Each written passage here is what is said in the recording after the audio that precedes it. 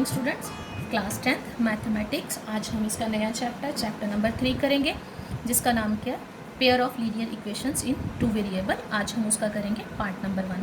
आज उसमें टॉपिक मेरा क्या है, introduction of pair of linear equations in two variables.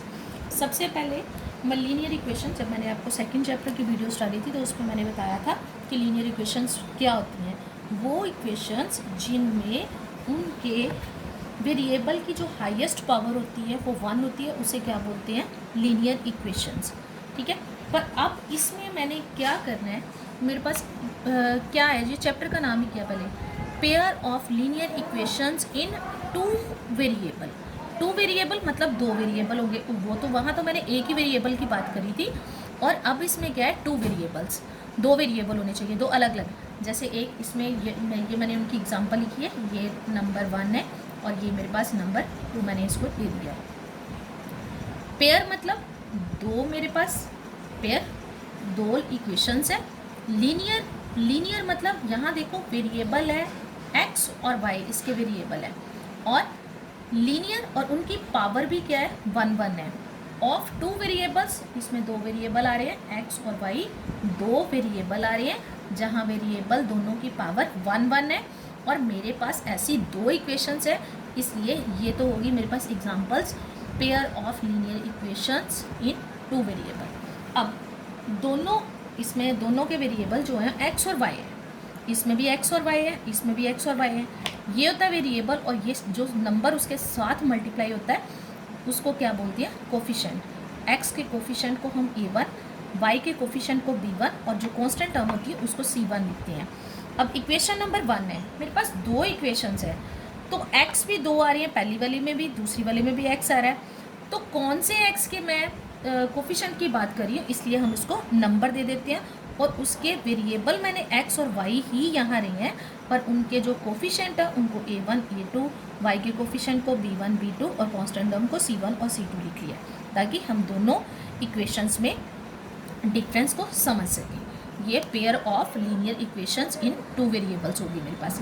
अब इनके कुछ हमारे पास रिजल्ट होते हैं, जैसे इनको कंपेयर करना होता है हमें। इनको कंपेयर करने के बाद यहाँ दोनों जो x की वैल्यूज़, x के जो कोफिशिएंट है उनको जब मैं कंपेयर करूँगी तो उनकी रेशो मेरे पास क्या आई, a1/a2, और y के जब कोफिशिएंट को कंपेयर करेंगे तो वो क्या बन जाएगा मेरे पास, b1 b2 और c1/c2।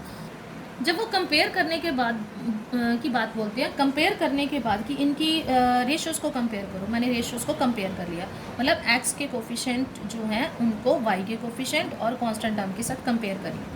अगर ये तीनों में नॉट इक्वल का साइन आ जाए, जैसे कि a1/a2 is not equal to b1/b2, not equal to c1/c2, तब हमारे पास कुछ रिजल्ट आते हैं।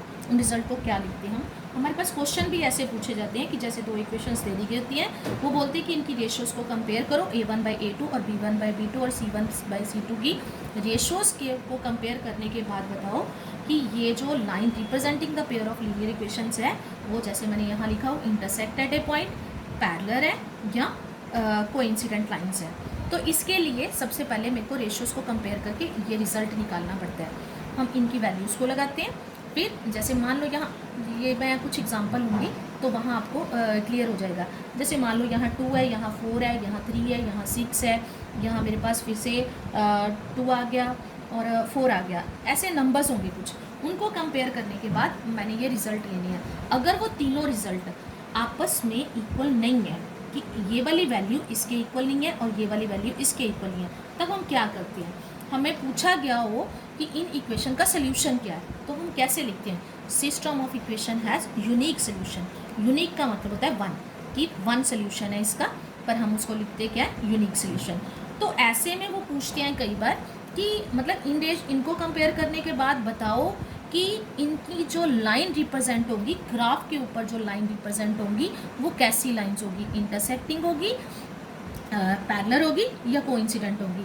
तो इसको रिजल्ट को देखने के बाद ही हम उसका आंसर देते हैं। जैसे अगर ये आ जाए मेरे पास रिजल्ट, तो मेरा आंसर क्या होगा, lines representing the pair of linear equation intersect at a point. Intersect at a point कि जब आप उसका ग्राफ ड्रॉ करोगे, उनकी वैल्यूज़ को लेके उसका ग्राफ ड्रॉ करोगे, तो दोनों अलग अलग इक्वेशंस की वैल्यूज़ लेने के बाद जो ग्राफ बनेगा वो कुछ ऐसा बनेगा कि ये जैसे ग्राफ की लाइंस है, ये एक्स एक्सिस होती है, ये वाई एक्सिस, और ये उनकी वैल्यूज़ रिप्रेजेंट करने के बाद जो लाइंस बनेगी वो आपस में किसी एक पॉइंट के ऊपर इंटरसेक्ट कर देंगी। पर हमने इसका ग्राफ नहीं अभी बनाना, सिर्फ ये रिजल्ट देख के हम इसका सीधा ये आंसर दे देते हैं। अब इसके साथ ही एक और क्वेश्चन पूछा जाता है कि ऐसे दो इक्वेशंस दे देते हैं, वो पूछते हैं pair of linear equations are consistent और इनकंसिस्टेंट, कि ये कंसिस्टेंट है या इनकंसिस्टेंट है। उसके लिए क्या देखना पड़ता है, उसके लिए भी मुझे इनकी रेशियोज़ को कंपेयर करना पड़ता है। फिर कंपेयर करने के बाद उनके साइन देखते हैं कि वो इक्वल आ रही हैं या नहीं इक्वल आ रही, या कौन कौन सी वैल्यूज़ इक्वल आ रही हैं, वो उसके बाद हम इसका आंसर देते हैं। जैसे इसमें देखो, पहली a1/a2 इक्वल टू, ये दोनों वैल्यूज़ आपस में इक्वल होंगी और तीसरी वैल्यू इसके इक्वल नहीं है, तब हम क्या लिखते हैं, system of equation has no solution, कि इनका सोल्यूशन कोई नहीं है। नहीं, नो का मतलब कोई सोल्यूशन नहीं है। लाइन रिप्रेजेंटिंग, तो इस कंडीशन में जो लाइन रिप्रेजेंट होंगी वो कैसी होंगी, line representing the pair of linear equations are parallel, इसमें पैरेलल लाइंस बनेगी। मतलब जब ऐसी इक्वेशंस का आप ग्राफ बनाओगे तो ग्राफ में वो लाइन ऐसे बनेगी। ये ज़रूरी नहीं है कि इस साइड को बने, इधर भी बन सकती है, इधर भी बन सकती है, इधर। ये सिर्फ आपके लिए एक एग्जाम्पल है कि कैसी लाइंस बनेगी। पैरेलल लाइन वो लाइंस जो आपस में कभी भी कहीं नहीं मिलती। अब थर्ड में फिर से, और ऐसी कंडीशन में, सॉरी, इसमें हमने ये भी बताना है कि ये कंसिस्टेंट है या कंसिस्टेंट, दोनों में से एक क्वेश्चन पूछा जा सकता है कि कौन सी लाइन रिप्रेजेंट कर रही है, ये कंसिस्टेंट है या इनकंसिस्टेंट है। तो इस कंडीशन, अगर ऐसी कंडीशन आ जाए तो हमने ये बताना है कि कंसिस्टेंट है कि इनकंसिस्टेंट। नो सोल्यूशन में ये हमेशा इनकंसिस्टेंट होता है। Pair of linear equations are inconsistent, जब दो वैल्यूज आपस में मैच कर रही हो, तीसरी वैल्यू नहीं मैच करती, तो ये क्या होता है, इनकंसिस्टेंट। लास्ट पे जब तीनों वैल्यूज़ को सॉल्व करने के बाद ये तीनों वैल्यूज़ इक्वल आ जाती हैं। इक्वल का मतलब ये नहीं है कि जैसे कहीं 1/2 आ गया, दूसरे में -1/2 आ गया, तो ये नॉट इक्वल है। इक्वल का मतलब उनके साइन भी सेम और वैल्यूज़ भी सेम। तो ऐसी कंडीशन में तीनों इक्वल आ रहे हैं तो हम क्या लिखते हैं, system of equation have infinitely many solution, कि इसके बहुत सारे सोल्यूशन हैं। तो line representing the pair of linear equation, ऐसे में लाइंस कैसे बनेगी, इनको बोलते हैं कोइंसिडेंट लाइन। कोइंसिडेंट लाइंस मतलब एक की लाइन ऐसे बनेगी, दूसरी की लाइन ऐसे बनेगी, या अगर एक लाइन बनाओगे तो दूसरी इक्वेशन के जो पॉइंट हो जाएंगे वो उसके बीच में ही लाइन के कहीं आ जाएंगे, और दोनों लाइन देखने के बाद एक सिंगल लाइन ही शो हो जाएगी। जैसे अगर अलग अलग भी हो रही है तो इनको आगे बढ़ाया जाएगा तो ये एक लाइन शो हो जाएगी, तो इसको क्या बोलते हैं, कोइंसिडेंट लाइन। तो इसमें अगर ऐसी कंडीशन हो जाए तो ये कंसिस्टेंट है या इनकंसिस्टेंट है, तो इसमें क्या होता है, pair of linear equations are consistent. ये तो मैंने आपको इसकी एग्जांपल्स बताई हैं, एक फार्मूले बता दिए हैं। अब इसके साथ के हम दो सम लेंगे, एक मैं लूँगी कि इंटरसेक्ट वाले कौन सी लाइंस बन रही हैं, और दूसरा कंसिस्टेंट, और एक एक सम समझाऊँगी और आगे इसका होमवर्क दे दूँगी आपको। अब जैसे देखो बच्चे, मेरे पास ये एक्सरसाइज आपकी जो 3.2 है, इसका हम सेकंड सम ले रहे हैं। फर्स्ट सम मैंने छोड़ दिया क्योंकि उसको, वो जो सम मैंने सॉल्व करना है वो हमें ग्राफिकली बोला गया है। तो ऐसी ये जो सम्स होते हैं इनके काफ़ी सारे मेथड हैं इनको सॉल्व करने के लिए। ग्राफिकली सोल्यूशन बोलते हैं, अलजेब्रिकली सोल्यूशन बोलते हैं। ग्राफिकली का मतलब होता है वो ग्राफ पे हमने उसकी वैल्यू निकालनी होती है। अलजेब्रिकल सोल्यूशन में आगे बहुत सारे मेथड आते हैं, अभी हम इसके अलजेब्रिकल मेथड की बात करेंगे। अभी इसमें हमें, मेरे को सेकंड सम, फर्स्ट सम इसलिए मैं अभी छोड़ रही हूँ। सेकंड सम मेरे पास क्या है, on comparing the ratios a1/a2, b1/b2 and c1/c2, find out whether the lines representing the following pair of linear equations intersect at a point, are parallel और कोइंसिडेंट। जैसे मैंने पिछला आपको सारे फार्मूले में मैंने एक्सप्लेन कर दिया हुआ है।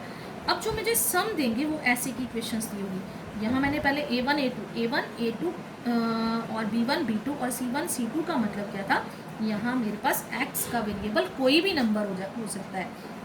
जो नंबर x वेरिएबल के साथ कोई भी नंबर हो सकता है, उसका कोफिशिएंट कोई भी हो सकता है, और जो कोफिशिएंट है उसको, जो पहली इक्वेशन में x का कोफिशिएंट है उसको हम a1 मानते हैं, y के कोफिशिएंट को b1 और कांस्टेंट टर्म को c1 लिखते हैं। और ऐसे सेकंड इक्वेशन आ गई तो x तो सेम ही है, वेरिएबल तो सेम है, कोफिशिएंट उसका यहाँ 7 हो गया, और y का कोफिशिएंट ये b1 हो गया, और कांस्टेंट टर्म C1 हो। जब इनको कंपेयर करना है, जैसे यहाँ चले सम का सोल्यूशन, यहाँ A1 की वैल्यू क्या है मेरे पास 5, A2 की वैल्यू क्या है 7, कॉमा B1 की वैल्यू लिख लेते हैं -4 और B2 की वैल्यू क्या है मेरे पास 6 और C1 कितना है 8 और C2 कितना आ गया -9। A1 A2 का मतलब है मैंने वेरिएबल नहीं लेने, सिर्फ उनके कोफिशिएंट लेने हैं, x के साथ जो नंबर लिखे हैं मैंने सिर्फ वो नंबर लिए हैं A1, और अब इनको कंपेयर करना, मतलब A1 बाई A2 कितना आ गया 5/7। अब जब मैं B1 बाई B2 लूँगी तो कितना आ जाएगा -4/6। साइन मैंने वही लेना जो उनके साथ, पॉजिटिव साइन हम शो नहीं करते, पर जिस नंबर की कटिंग हो रही हो उसकी हम कटिंग भी करते हैं।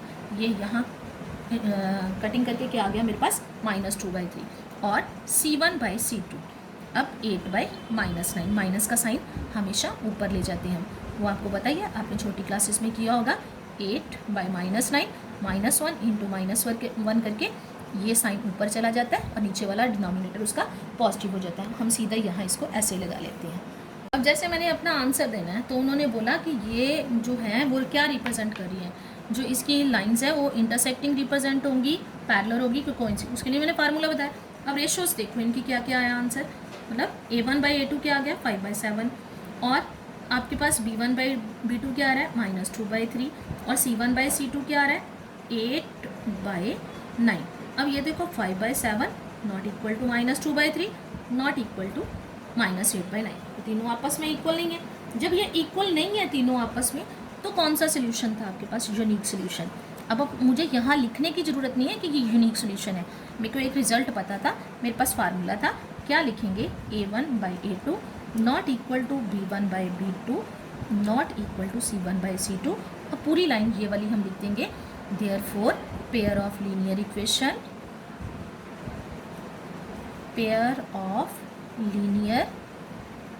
इक्वेशंस intersect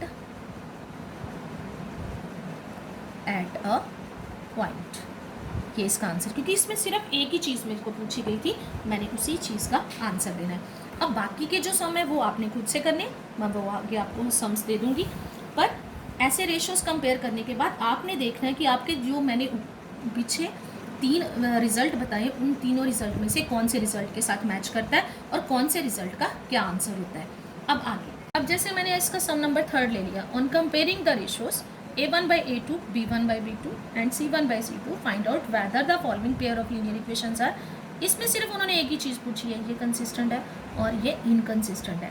अब मेरे को इंटरसेक्टिंग वाला, पैरेलल वाला और कोइंसिडेंट वाला आंसर तो देना नहीं है, पर मैंने सम को सॉल्व वैसे ही करना है जैसे मैंने पिछला सम सॉल्व किया। अब मैंने ये वाला आपका सम नंबर 3 का एक थर्ड पार्ट ले लिया।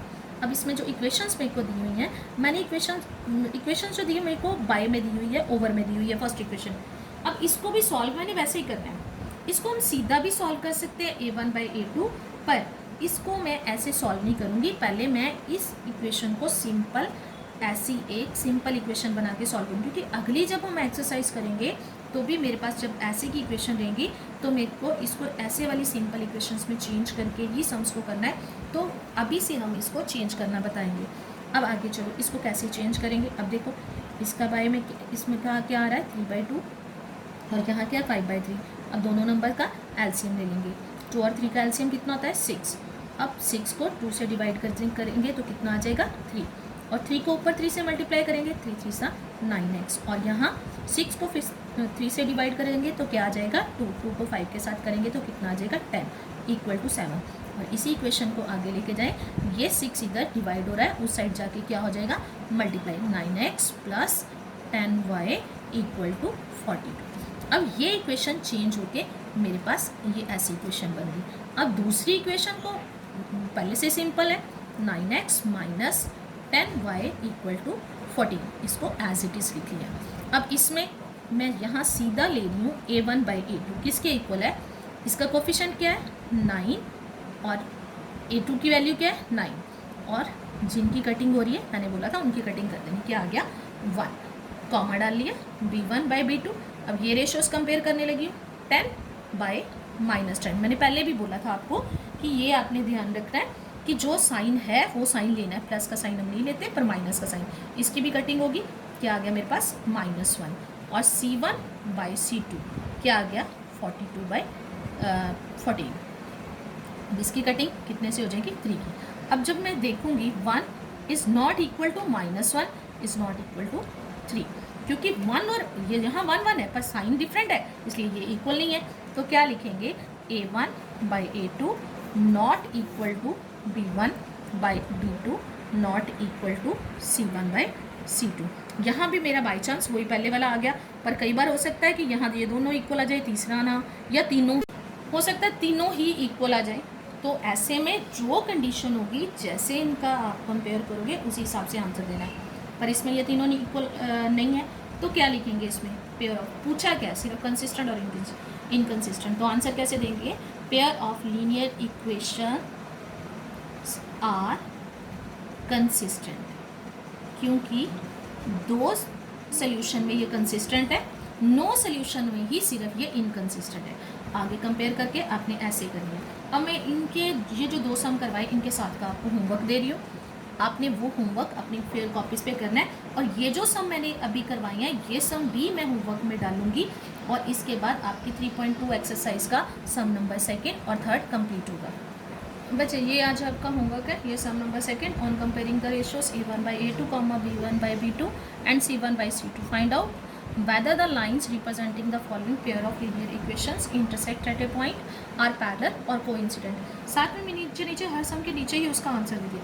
सीधा सम को जैसे मैंने वीडियो में बताया वैसे सॉल्व करना है, कि सम को सॉल्व करके इनमें से एक सम मैंने सॉल्व किया हुआ है, बाकी के सम आपने रिजल्ट देख के उनका आंसर लिखना है, पूरा सॉल्व करना है। ये ऐसे ही सेकंड सम है, नीचे साथ में उनके आंसर दे दिए, और आपने ये होमवर्क अपनी पेयर कॉपीज़ पर करके अपनी कॉपीज़ मेंटेन करनी है। और जब भी आपको बोला जाता है अपना होमवर्क ज़रूर भेजा करो।